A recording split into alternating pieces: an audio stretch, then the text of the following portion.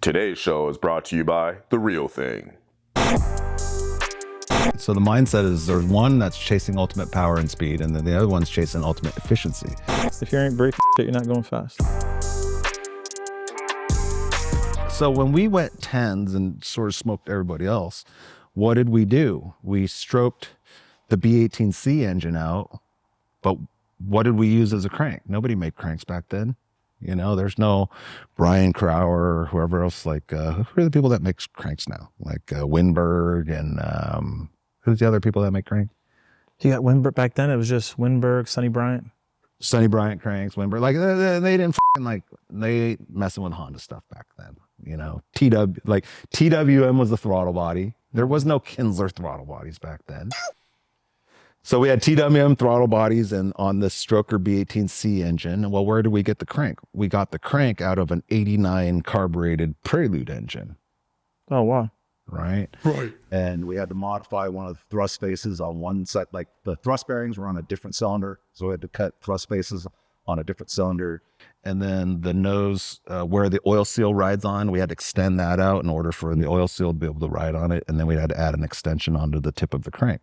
But the bore spacing, the journal locations were all correct. That's wild. See, I just learned something. Right. So 89 Prelude. So if you wonder where the B Series 95 crank, no, manufacturers just didn't out that spec. That was the spec that we made. And then manufacturers duplicated that. Same thing. I believe the B, like Crower sold the original Crower, not Brian Crower, the original Crower. We got our rods from them back then. Not many people made rods, right? So we ordered these Crower, I don't even know what type of rods they were, but we ordered it in a 155 millimeter leg. Where did that number come from? That 155 is to match our short compression ratio piston in the 95 stroke crank. That's where that number came from. And then we added a deck plate onto that motor and we came up with a different rod spec, which you don't see around because it doesn't package into the standard deck. It's like a 162 or some shit like that. When we dominated everybody else is we had the 95 crank in there with a deck plate, you know, like a 1/2-inch deck plate. And we picked up the deck plate stuff from like Lamborghini. Lamborghini had like some mid-engine revision where they added a deck plate so they wouldn't have to make all new castings. Smart. Look, back in then, there was no sleeves. It's not like Darton had these closed deck sleeves that you could just drop in. None of that shit existed. You know, we had to like try different sleeve materials and like, how do we make this thing so it'll still seal up? And all of these things now that everybody takes for granted as just standard knowledge. Okay, make the sleeve stick up this much. Make the sleeves proud by 2/1000 of an inch or whatever to get a better seal on it and use ductile iron materials. Well, we tried chromoly. We tried all of these things to get it just right, you know? And when it was right, we're 1/2 second faster than everybody. And then we just kind of parked it. Like, what's the point? You know, catch up first.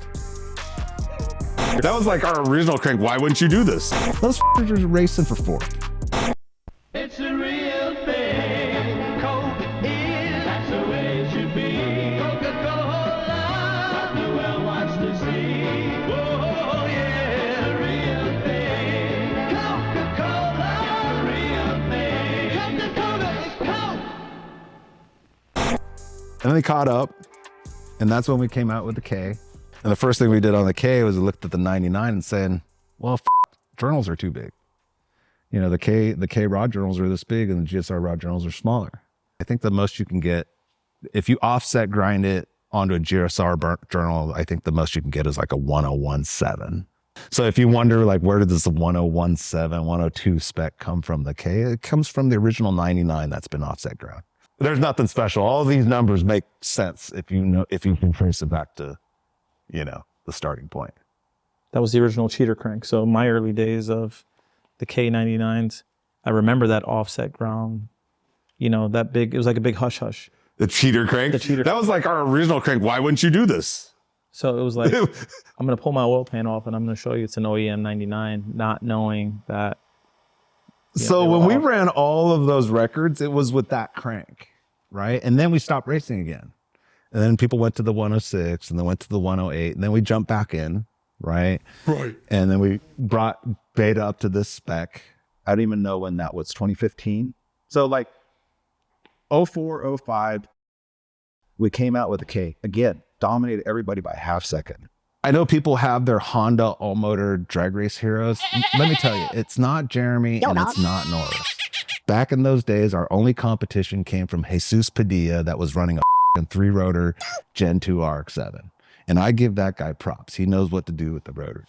That was our competition. The Hondas were racing for 4th. So it was 1, 2, and 3 was like our 2 skunk cars and the Jesus Padilla car. Or we're running NHRA. Those are racing for 4th. They're not racing for 1st or 2nd unless one of the top 3 break. So 2004 was when we first brought out the RSX in super rough form. And then like Charles was driving. He was a test driver. He's not even a race driver. You know, and Charles won 5 out of 6 races and set 5 records out of 6 races. Like we just kept upping it. And then 2005 was when we competed a full year with the K, and we had Beta and Delta, right? That's when the cars were orange or black and neon yellow. I remember that. It was either a race against Jesus Padilla or us not f***ing up. And we f***ed up plenty that year. We didn't win a championship. Jesus won it. You know, we could have won it. We totally could have won it, but the team wasn't there. Then we stopped again. And that's when we started doing the Grand Am racing, right? The endurance K racing, which is actually a higher level of modification because there's Park for May after every race where they make you pull your shit apart and they're like crawling up into it with a flashlight and all that stuff. You ain't hiding anything unless you really know how to hide it. So we did endurance racing for 4 years.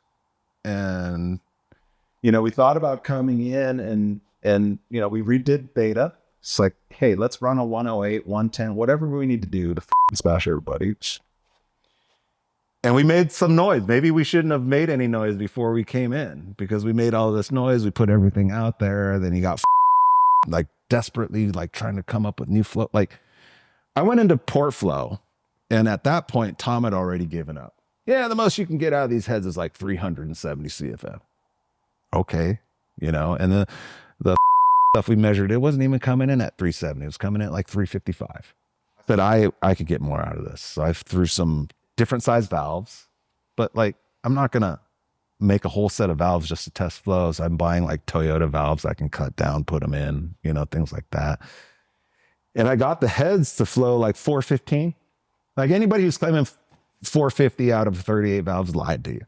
Like you ain't fucking doing 450 unless your fucking flow bench is like tweaked on cheater. Like it's just Well, I mean, not a real number. It's the magic. It's just like the magic dyno numbers, right? It's just the industry doesn't know. They don't know the difference. And you can throw out whatever for a number. And there's only a few people who actually know what the flow numbers, what are some realistic flow values for. Yeah, I got all the lie detection machines here. Right? Right. Everybody who told me their head flowed 400, send it to me. They are good at being resourceful at glomming onto other people's technology. The very last line is, just remember I'm your daddy.